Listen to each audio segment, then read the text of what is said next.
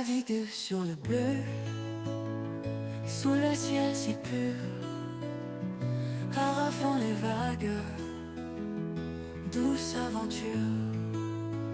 Catamaran brillant, soleil et vent frais, les barmains appellent, évasion sans fin. Dernier petit mot quand même, qu'il faut pas oublier, l'importance du capitaine. Ah bah si, parce que franchement, on faisait pas les malins, mais l'importance du capitaine et l'importance aussi de pas transmettre ses émotions. Pas transmettre le stress parce que c'est hyper dur de rester calme face à une situation comme ça. Et je pense que quand tu as un capitaine qui arrive à te dire que ça va aller et que en fait on va tous garder notre sang-froid, tu réalises moins l'ampleur du dégât et du coup tu te fais moins submerger par tes émotions. Donc ça, je pense que c'est aussi un truc très important. Donc merci beaucoup. Ouais, alors sur le coup, je vous assure que je n'ai pas fait le malin. C'est ma hantise depuis que je fais de la voile de perdre le système de barre. Donc ou un safran ou le système de barre. Donc là, on avait les deux safrans, mais on a perdu le système de barre dans des conditions très très grosses. Et voilà, il y a eu un moment où je me suis dit, est-ce qu'on reste là à la cape pendant 48 heures, attendre que ça se passe et que tout se casse dans le bateau? Est-ce que j'arrive à trouver un moyen pour réparer le système? Alors il s'avère que sur le gunboat sur lequel j'étais, le système de barre, c'est pareil, c'est une chaîne autour, mais c'était fait en dynéma et j'avais demandé à Yaya d'acheter 30 mètres de dynéma de 7. Et donc j'ai dit on y va, on passe de la dynéma sans savoir si ça allait marcher ou pas. J'ai eu une première nuit très compliquée parce que moi, sans leur dire, j'étais en train de prévoir le moment où la dynéma allait lâcher et qu'est-ce qu'il fallait faire. On n'abandonne pas un bateau qui flotte, on fait pas, c'est pas moi, je suis pas le mec qui fait un mêlée ou un pan-pan, donc ça allait pas se passer comme ça.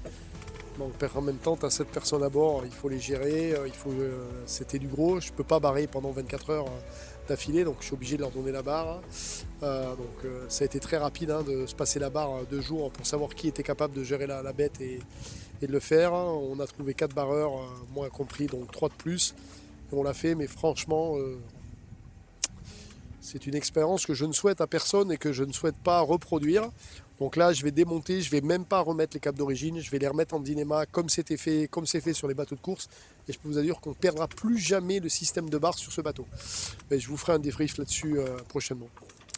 Bon allez, merci à tous et on se retrouve à l'arrivée. C'est l'anniversaire d'une de nos équipières aujourd'hui, donc on fera un petit repas, on vous dira 2 mots pour la fin de cette vidéo.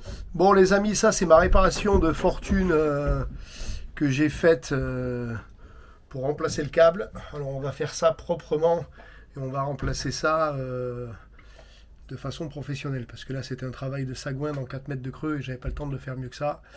Et là je vais vous montrer comment on peut faire ça nickel en dynéma. Alors voilà le système final. Ici j'ai fait un œillet en dynéma dans lequel j'ai mis une chaussette que j'ai récupérée sur un bout. Donc c'est pas facile à filmer pour qu'il n'y ait pas d'usure qui se crée sur le bout dynéma. Donc une épissure d'un côté. On arrive ici sur un premier anneau hantal, donc un anneau à friction que j'ai mis. Et on a la dynéma qui part au passe de barre, qui revient ici avec un deuxième anneau hantal. Donc voilà, comme cela. Et entre les deux, vous venez faire donc une mouflette, un lashing en dynéma avec la dynéma 3, ce qui vous permet de tendre cette dynéma et qu'il n'y ait pas de jeu à l'intérieur.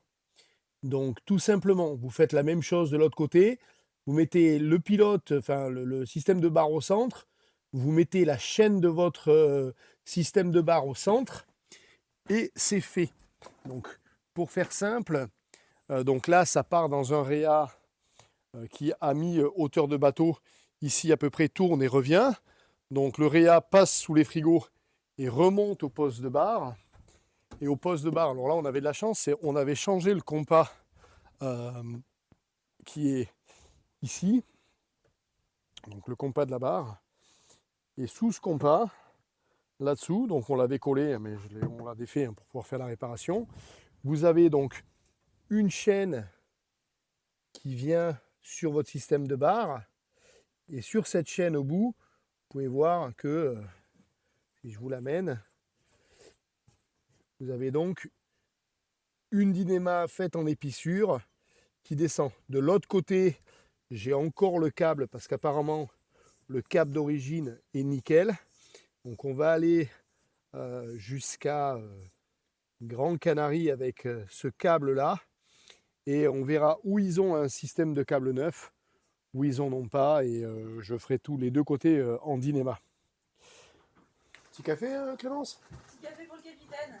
Pour le capitaine? Eh ouais. Ouais, j'y T'as crois vu comment pas. je fais exploser? Enfin, tu veux dire. Attends, toi, tu te fais faire des cafés par les équipières. Hein, Thierry? Non, c'est le capitaine, c'est lui qui est en charge. Ah, ok, pour Xavier. J'ai cru que c'était Thierry qui te demandait de faire un café. Thierry, elle me dit café pour. Je fais un petit café pour le capitaine. Je dis, depuis quand Thierry se fait faire des cafés par les équipières? Qui a dit ça? Clémence? Café pour le capitaine? Mais après, elle m'a dit. Ah oui, mais Clémence, oui, mais c'était parti d'un bon sentiment. Mais c'est l'autre capitaine là-bas. Ah, c'est lui en plus? Donc l'autre, il se fait servir des cafés. Il fait ce qu'on n'ose pas, même pas faire. Non mais n'importe quoi, il y a un jeune padawan là. Il va falloir reprendre ta place, hein. Attends, je suis en train de. C'est le poulain qui a pris les commandes. Bon, après l'effort, le réconfort, on a réparé. Or, c'est pas moi qui ai fait les lattes et les réparations, c'est Thierry et c'est son équipe. On fait ça bien, donc on est full opérationnel. Paolo et Marine. Paolo et Marine. On est là. On a fait du beau boulot. Enfin, Marine, Marion, c'est pas. Elle nous doit 2 bières. 2 bières. Déjà, si. Elle en prenait 2 fois ce matin. Voilà. Non, Marion, une bière, Steph. Ouais, c'est ça, ouais. Et donc on fait la descente, on fait la remontée, si on veut dire. On est en train de remonter le long de la côte de Lanzarote pour aller du côté de la Marina Rubicon. Tout est opérationnel par notre pilote, on a tout réparé. Et Harry.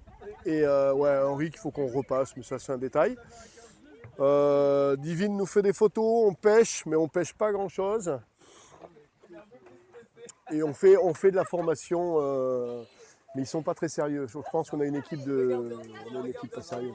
Bras cassés, quoi. Une équipe de bras cassés, on peut le dire. Ah ouais, c'est les pieds niqués, hein. C'est les pieds nickelés.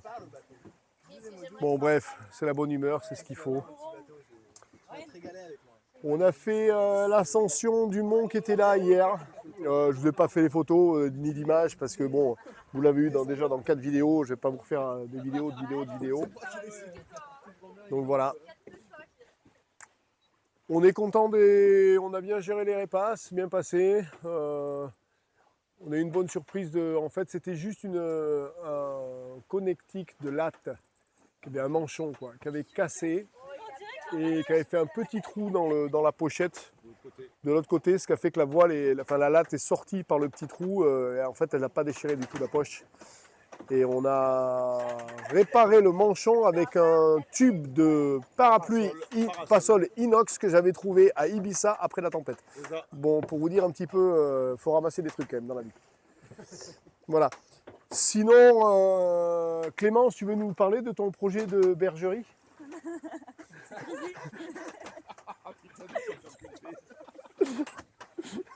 C'est super chaude. Hein.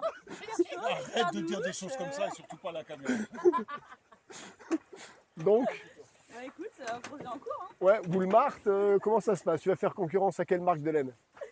Navigue sur le bleu, Moi je les prends toutes. Je les prends toutes. Allez, on vous dit à tout à l'heure. douce aventure, catamaran brillant.